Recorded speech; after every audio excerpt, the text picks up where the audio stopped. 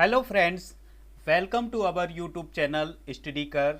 तो यह स्टडी कर आपके लिए सामान्य हिंदी का पार्ट 3 लाया है, जिसमें हम यूपीएससी, एमपीपीएससी, एमपीएसआई, यूपीएसआई और इसके अलावा जितने भी स्टेट एग्ज़ाम होते हैं उन सभी के लिए सामान्य हिंदी की जो वर्णमाला है उससे संबंधित जो जानकारी है उसको हम इस वीडियो लेक्चर में डिस्कस करने वाले हैं।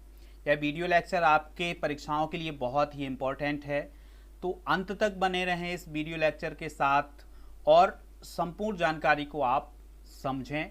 बहुत ही आसान भाषा में, बहुत ही सरल भाषा में समझाया जाएगा। तो करते हैं वीडियो को शुरू और देखते हैं क्या है पहली बात। तो हम जो बोल रहे हैं, मैं जो बोल रहा हूँ, जो बात आपको सुनाई दे रही है उसका कुछ ना कुछ तो अर्थ होगा।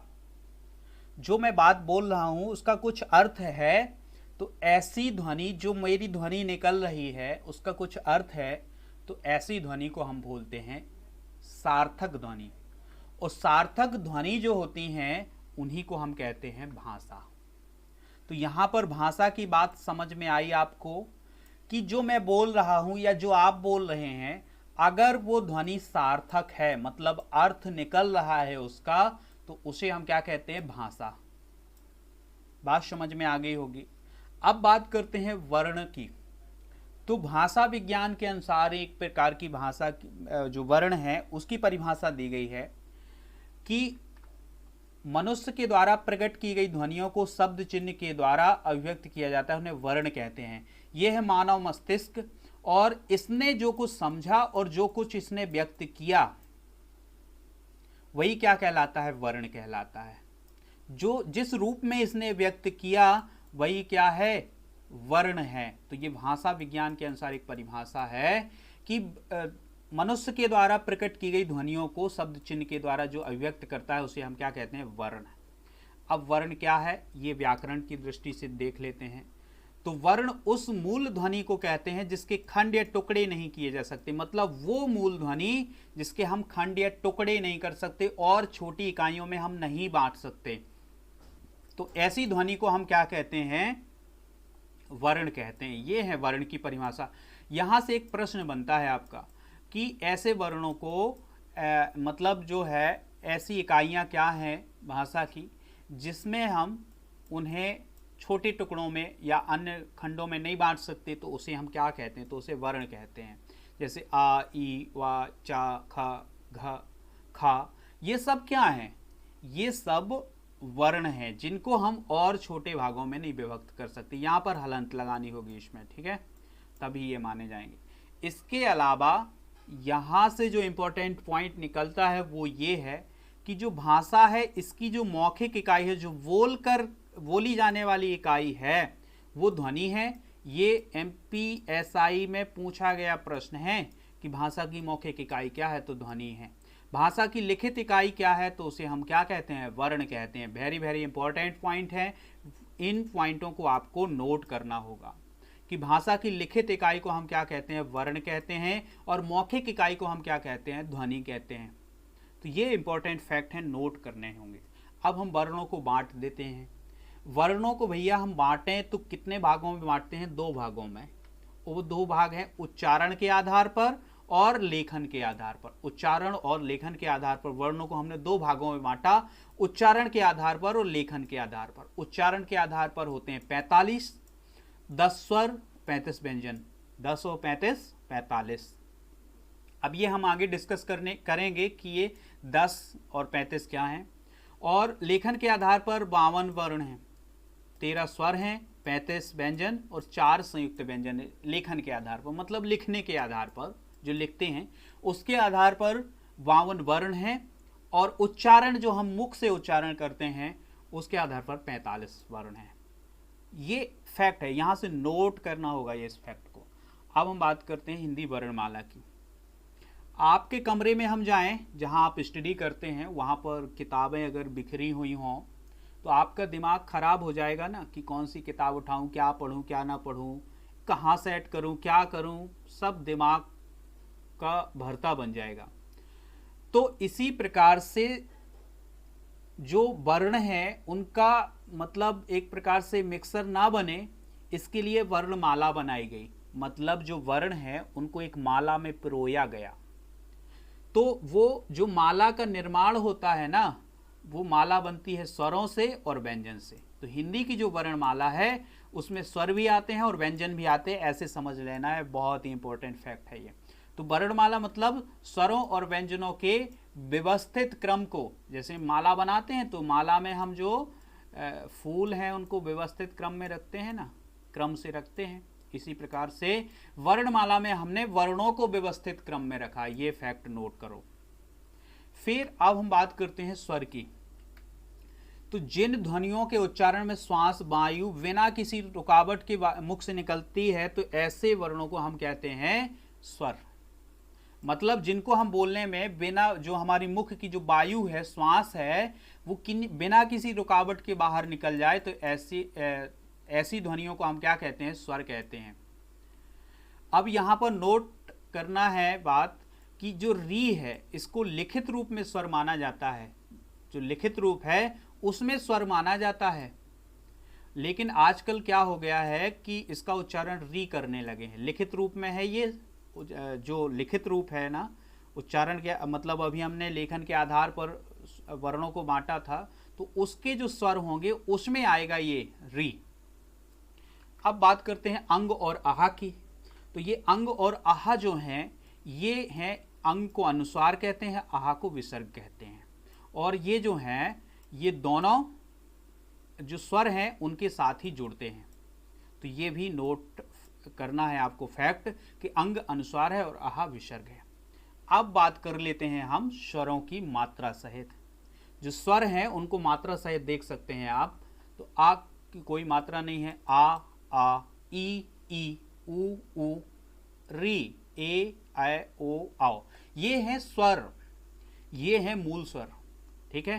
तो अगर हम उच्चारण की दृष्टि से कहें तो उच्चारण में हम इस री को कट कर देंगे, इसको हटा देंगे। इसको क्या कर देंगे? उच्चारण के आधार पर इस री को हटा देंगे। तो बच्चे कितने? 1 2 3 4 5 6 7 8 9 10 हो गए। उच्चारण के आधार पर 10 स्वर बताए थे ना, तो ये हैं 10 स्वर। तो ये उच्चारण के आधार पर री कट जाएगा, री नहीं आएगा। और अगर हम लेखन के आधार पर कहें तो लेखन में ये री भी शामिल हो जाएगा। तो 10 ये और 11 और 13 स्वर बताए थे। तो 13 में एक हो जाएगा अनुस्वार और एक हो जाएगा विसर्ग। ये अनुस्वार हो जाएगा और ये क्या हो जाएगा? विसर्ग। आहा हो जाएगा विसर्ग। तो अनुस्वार और विसर्ग, और इनको हम सम्मिलित रूप से अयोग बाह्य कह देते हैं। क्या कहते हैं? अयोग बाह्य। ये याद रखें, अयोग बाह्य। अब आपसे पूछा जा सकता है कि अयोग बाह्य कितने प्रकार के होते हैं? तो 2 प्रकार के, अनुस्वार और विसर्ग। इस अयोग बाह्य का अर्थ समझ लो, आ के योग के साथ बहने वाले, मतलब आ के योग से बहने वाले, मतलब आ के योग से चलते हैं, ये जहां भी जाते हैं ये आ के योग से और फिर बहते हैं, मतलब अपनी ध्वनि के साथ निकलते हैं। तो इन्हें कहते हैं हम अयोग बाह्य। 2 प्रकार के होते हैं, अनुस्वार और विसर्ग। अब स्वर के भेद की बात करें तो 2 प्रकार के स्वर के जो भेद हैं उनको भी हम देखते हैं। उच्चारण के आधार पर, उच्चारण के में लगने वाले समय के आधार पर हम 2 भागों में बांटते हैं, ह्रस्व स्वर और दीर्घ स्वर। तो ह्रस्व स्वर कहाँ है कि जिन वर्णों को सबसे कम समय में उच्चारित किया जाता है उन्हें ह्रस्व स्वर कहते हैं। मतलब जिनको उच्चारण करने में हमें बहुत कम समय लगे, तो ऐसे वर्णों को हम क्या कहते हैं? ह्रस्व स्वर कहते हैं। जैसे आ, ई, उ, री, इनको बोलने में हमें ज्यादा समय नहीं लगता है, समय अधिक नहीं लगता है, इसलिए हमें इन्हें क्या कहते हैं? ह्रस्व। ह्रस्व का मतलब होता है लघु, ये कम। ठीक है। तो ह्रस्व स्वर जो है ये हैं आ, ई, उ और री। तो इनको हम जल्दी से बोल देते हैं, इनको बोलने में कम समय लगता है, तो इसलिए ये कहलाते हैं ह्रस्व स्वर। और इन्हें हम मूल स्वर भी कहते हैं। ये फैक्ट नोट करना है आपको कि ह्रस्व स्वरों को ही हम मूल स्वर कहते हैं। ये इंपॉर्टेंट फैक्ट है। इसके अलावा हम बात करें दीर्घ स्वरों की, तो दीर्घ मतलब ज्यादा, बड़ा। तो जिन स्वरों के उच्चारण में स्वरों से अधिक समय लगे, मतलब जो अपने ह्रस्व स्वर है ना, जो पिछले उसमें पढ़े हैं हमने कि ह्रस्व स्वर, तो ह्रस्व स्वरों से इनमें अधिक समय लगता है, तो इसलिए इन्हें क्या कहते हैं, दीर्घ स्वर कहते हैं। और ये स्वर कौन कौन से हैं, आ, ई, उ, ए, ऐ, ओ, औ, मतलब जो है ह्रस्व स्वर से अधिक समय लग रहा है इनको पढ़ने में, इनका उच्चारण करने में। अब एक और आता है स्वर पिलुप्त स्वर। तो ये पिलुप्त क्या है, जिन स्वरों के उच्चारण में 2 से अधिक मात्राओं का समय लगे उन्हें कहते हैं क्या, पिलुप्त स्वर। पिलुप्त स्वरों में हमें 2 से अधिक मात्राओं का समय लगता है। जैसे अब हम किसी को बुलाते हैं, जैसे राम, तो हमें जो रा बोला हमने उसमें 2 से अधिक मात्राओं का समय लगा, तो ऐसे स्वरों को हम क्या कहते हैं, पिलुप्त स्वर। बात समझ में आ रही है आपको, तो वीडियो को लाइक कर दें, चैनल को सब्सक्राइब कर दें। इसके अलावा हम बात करते हैं व्यंजन की। तो जिन वर्णों को बोलने के लिए स्वर की सहायता लेनी पड़े वो कहलाते हैं व्यंजन। व्यंजन का मतलब जिन्हें ऐसे वर्ण जिनको बोलने के लिए स्वर की जरूरत पड़े, मतलब जो व्यंजन है ये व्यंजन अपने आप में दिव्यांग हैं और इनको सहारा लेना पड़ता है बैसाखी के रूप में स्वरों का। जैसे हम का की बात करते हैं ना, तो का जो बना हुआ है ना, हमें दिख तो रहा है का है, लेकिन ये सहारा लिए हुए है किसका, ये का हो गया और ये इसके साथ मिला हुआ है क्या, आ। ठीक है, तो ये कहलाते हैं क्या, व्यंजन। तो व्यंजन जो है वो उन्हें बोलने के लिए स्वर की सहायता लेनी पड़ती है, उन्हें मतलब बोलने के लिए किसकी जरूरत पड़ती है, स्वर की जरूरत पड़ती है। तो ऐसे वर्णों को हम क्या कहते हैं, व्यंजन। व्यंजन के प्रकार, व्यंजन कितने प्रकार के, तो व्यंजन होते हैं 3 प्रकार के। कौन कौन से, स्पर्श व्यंजन, अंतस्थ व्यंजन, ऊष्म व्यंजन। स्पर्श, अंतस्थ और ऊष्म। अब हम बात करते हैं स्पर्श व्यंजन की। स्पर्श व्यंजन क्या कहलाते, स्पर्श का मतलब होता है छूना, मतलब हमने आपको स्पर्श किया, किसी ने आपको स्पर्श किया, तो ये स्पर्श करना मतलब क्या होता है, छूना। तो स्पर्श व्यंजन क्या कहलाते हैं, इसी छूने शब्द से बने हुए हैं। मतलब जो है, जो जीभ है ना वही काम करती है ज़्यादा। तो जीभ जो है कंठ, तालु, मूर्धा, दांत, ओंठ, इन सब को अगर स्पर्श करे, जिनको बोलते समय, जिन वर्णों के उच्चारण करते समय जो जीभ है ना वो इनके साथ संपर्क में आए, कंठ, तालु, मूर्धा, दांत और ओंठ, इनके अगर संपर्क में आती है तो ये कहलाते हैं स्पर्श व्यंजन। और ये स्पर्श व्यंजन जो है भैया, ये अपना पूरा गैंग बनाए हुए हैं, 25 हैं ये, 25 व्यंजन है, ये अपना वर्ग बनाए हुए हैं ये, और ये 25 हैं, इसलिए ये वर्ग बनाते हैं, इसलिए इन्हें वर्गीय व्यंजन भी कहा जाता है। तो 25 व्यंजन हैं। स्पर्श व्यंजनों की संख्या कितनी है, 25, ये याद रखें, ये प्रश्न में पूछा जा सकता है। फिर अब हम इनके दर्शन कर लेते हैं। जो स्पर्श व्यंजन है देखो भैया आपके सामने है, और वो व्यंजन कौन कौन से हैं, का वर्ग, का अपना अलग वर्ग है और इसमें 5 हैं, कंठ से बोले जाते हैं। चा वर्ग, इनका अलग एक फैमिली है, तालु से बोले जाते हैं। टा वर्ग, इनका भी एक अलग राग चल रहा है, ये मूर्धा है। फिर तावर्ग, फिर पावर्ग, और इसमें आते हैं ओठ से बोले जाते हैं। जो पावर्ग है ना वो होठ से बोला जाता है, और तावर्ग दांत से, मूर्धा से, टावर्ग, चावर्ग तालु से, और कावर्ग कंठ से। ऐसे आप याद कर सकते हैं। अब दूसरे नंबर पर आए थे कौन से व्यंजन, अंतस्थ व्यंजन। तो अंतः मतलब होता है अंदर, भीतर। उच्चारण के समय जो व्यंजन मुंह के भीतर ही रहें उन्हें अंतस्थ व्यंजन कहते हैं। बहुत अच्छी परिभाषा लिखी हुई है, मतलब जिनको हम बोलते समय जिनका उच्चारण हम अंदर ही अंदर कर लें, मुंह के अंदर ही अंदर कर लें, बाहर ना निकालें इनको, तो ये कहलाते हैं अंतस्थ व्यंजन। ये होते हैं 4, या, रा, ला, वा। ठीक है, 4 प्रकार के हैं, 4 भाई हैं अंतस्थ। अंतस्थ कितने भाई हैं, 4, या, रा, ला, वा। ठीक है, और ये अंदर ही रहते हैं, बाहर नहीं निकलते, बहुत शर्मीले टाइप के हैं। अब हम बात करते हैं ऊष्म व्यंजन। तो भैया ये तो अपने नाम से ही बता रहे हैं कि हम ऊष्मा लेकर आएंगे, गर्मी लेकर आएंगे। तो गर्मी लेकर के 4 लोग आते हैं, 4 व्यंजन हैं ऐसे जो बोलते समय, जिनका उच्चारण करते समय ऊष्मा निकलती है। जो हमारी सांस होती है ना, ऊष्मा निकलती है। और ऊष्मा कब निकलती है, जब कहीं घर्षण होता है।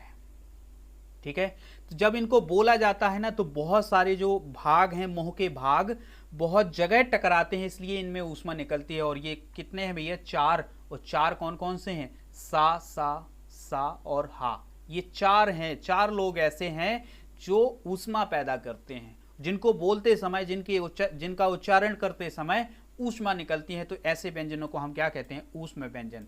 अब बात आपको समझ में आ गई होगी। अगर वीडियो को अभी तक लाइक नहीं किया है तो लाइक तो कर दो भैया। अब देखते हैं संयुक्त व्यंजन। तो संयुक्त व्यंजन क्या है? संयुक्त व्यंजन, जो व्यंजन 2 या 2 से अधिक व्यंजनों के मेल से बनते हैं वे कहलाते हैं संयुक्त व्यंजन। संयुक्त मतलब जोड़कर बने हुए, ठीक है। तो ये 4 व्यंजन ऐसे हैं जो 2 या 2 से अधिक व्यंजनों से मिलकर बने हैं। तो अब हम देख लेते हैं ये 4 कौन कौन से हैं। छा, त्रा, ज्ञा और स्रा, ये 4 जो हैं ये कहलाते हैं संयुक्त व्यंजन। अब इन संयुक्त व्यंजनों की बात करें तो इनमें संयुक्त व्यंजन में जो पहला व्यंजन होता है वो स्वर रहित होता है, मतलब स्वर नहीं होता है। जैसे छा की बात करें तो ये छा है। छा जो बना हुआ है वो का से बना हुआ है और सा से बना हुआ है, इसको समझेंगे, का और सा से। तो ये जो का है ये पूरा नहीं है, इसमें स्वर नहीं है। और ये जो सा है ये स्वर से मिलकर बना हुआ है। यहाँ पर देख सकते हैं का, फिर सा में क्या जुड़ा हुआ है? आ। जैसे ता, फिर रा में क्या जुड़ा हुआ है? आ। तो ये स्वर सहित है और ये स्वर रहित है। तो ये नोट करना है आपको फैक्ट।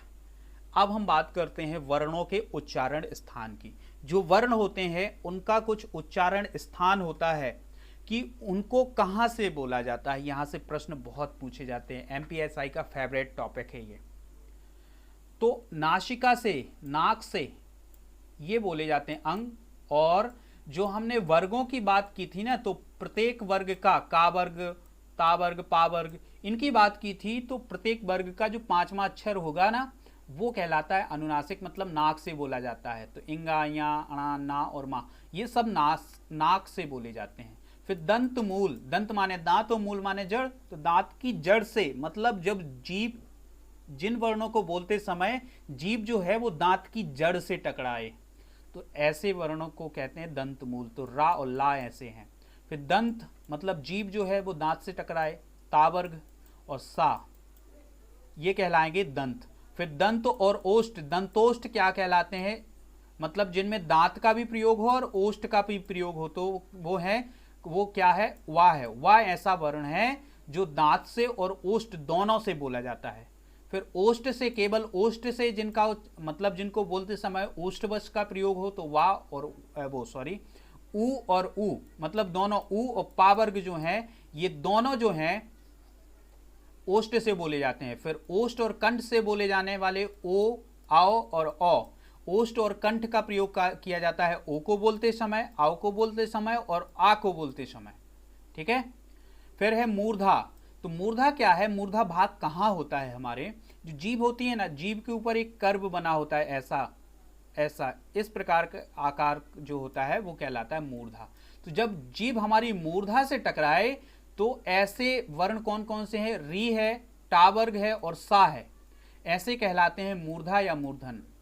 फिर तालु, जो तालब, ठीक है, तालु मतलब मूर्धा के नीचे वाला जो भाग है ये कहलाता है तालब या तालु। तो ई और चा वर्ग जो है ये तालु कहलाता है। और या और सा ये भी क्या कहलाते हैं? तालु कहलाते हैं। कंठ या तालु क्या कहलाते हैं? तो मतलब कंठ और तालु से बोले जाने वाले। कंठ और किससे? ये कंठ है और ये तालु है। तो कंठ और तालु का प्रयोग होता है ए और आय में। अब केवल कंठ का प्रयोग होता है, कंठ से याद रखें, कंठ में का है ना, और का से याद रखें का वर्ग। तो पूरा का वर्ग जो है वो कंठ से बोला जाता है। इसके बाद आ और आहा और हा ये भी क्या है? कंठ से बोले जाते हैं। अब परीक्षा में हमें भूल जाते हैं तो आपको थोड़ा सा उच्चारण करके देख लेना। थोड़ा ये मतलब ये मैं 90% इसमें मतलब जो है 70% मानता हूँ कि सही हो सकता है, बाकी आपको थोड़ा सा याद करना पड़ेगा। तो आप बोल करके उसका उच्चारण कर लें अपने मन में, ज़्यादा तेज ना चिल्लाएं। तो अगर हम इनको उच्चारण करके देखते हैं, 1-2 बार प्रैक्टिस करते हैं तो याद हो जाएगा। अब हम बात करते हैं श्वास प्राण वायु की मात्रा के आधार पर वर्ण के भेद। मतलब जो हमारी प्राण वायु है, श्वास है, उसके आधार पर जो वर्ण के भेद हैं वो कितने प्रकार के होते हैं, अल्प प्राण और महाप्राण। तो अल्प प्राण और महाप्राण है क्या, इनको समझते हैं। तो अल्प प्राण का मतलब होता है जिन वर्णों के उच्चारण में वायु की सामान्य मात्रा रहती है, अल्प प्राण कहलाते हैं। मतलब अल्प मात्रा में वायु अगर हमारी श्वास निकले तो वो कहलाते हैं अल्प प्राण, ठीक है। और प्रत्येक वर्ग का पहला, तीसरा और पांचवा, ये है वर्ग। इसका पहला वर्ग वर्ण हो गया का, तीसरा ये, पांचवा ये। तो पहला, तीसरा और पांचवा वर्ण जो है वो होता है अल्प प्राण, ठीक है। अब हम बात करते हैं अंतस्थ की। अंतस्थ में यारा, ला, वाह, ये भी अल्प प्राण के अंतर्गत ही आते हैं। फिर है महाप्राण। श्वास अधिक मात्रा में निकलती है उन्हें महाप्राण कहते हैं। मतलब जिनके उच्चारण के समय श्वास अधिक मात्रा में निकले तो वो कहलाते हैं महाप्राण। महा मतलब ज्यादा, ठीक है। तो श्वास अधिक निकले तो ऐसे कहलाते हैं, ऐसे वर्ण क्या कहलाते हैं, महाप्राण कहलाते हैं। प्रत्येक वर्ग का दूसरा और चौथा वर्ण मतलब दूसरा और चौथा, ये कहलाते हैं महाप्राण, ठीक है। तो आपको बात समझ में आ गई होगी कि पहला, तीसरा और पांचवा ये वर्ण है अल्प प्राण, और जो दूसरा और चौथा वर्ण है ये है महाप्राण। अब एक बात और, घोषत्व के आधार पर, घोष करने के आधार पर घोष और अघोष को समझ लेते हैं। तो घोष ध्वनियों के उच्चारण में स्वर तंत्रियों को आपस में मिल जाते हैं और वायु को धक्का देते समय बाहर निकलती हैं। तो घोष व्यंजन या घोष क्या कहलाते हैं, घोष अघोष क्या कहलाते हैं, इनको समझते हैं। तो घोष जो है मतलब जब बोले ना, जब हम अंदर से ध्वनि निकले तो वो स्वर तंत्रियां उसमें कंपित हो जाएं तो कहलाते हैं वो घोष व्यंजन। प्रत्येक वर्ग का तीसरा और चौथा और पंचम, तीसरा, चौथा और पंचम, ये कहलाते हैं क्या, घोष वर्ण। अघोष क्या है, अघोष हैं वर्गों के उच्चारण के समय स्वर तंत्रियां जो है वो आपस में नहीं मिलती हैं। स्वर तंत्रियां जो है वो आपस में ना मिलें तो इन्हें कहते हैं हम अघोष, ठीक है। अघोष मतलब, और इसमें प्रथम और द्वितीय वर्ण, मतलब ये वर्ग है ना, तो इसका प्रथम और द्वितीय वर्ण जो होगा वो क्या होगा, अघोष। वेरी वेरी इंपॉर्टेंट पॉइंट था ये। तीनों सा इसी के अंतर्गत आते हैं, तीनों सा भी इसी के अंतर्गत ही आते हैं। किसके अंतर्गत आते हैं, अघोष के अंतर्गत। इनको हटा देते हैं यहां से। तो ये पॉइंट आपको समझ में आए होंगे। अगर वीडियो आपको पसंद आए तो लाइक करें, चैनल को सब्सक्राइब करें, और इसके अलावा आप इस वीडियो को शेयर करें दोस्तों के साथ, और जितने भी हमारे सोशल मीडिया प्लेटफॉर्म है उनको फॉलो करें आप। इसके नेक्स्ट वीडियो में हम क्वेश्चन आंसर डिस्कस करेंगे इससे रिलेटेड, और जो भी डाउट बचे हुए हैं उनको भी क्लियर करेंगे। तो मिलते हैं अगले वीडियो में। जय हिंद।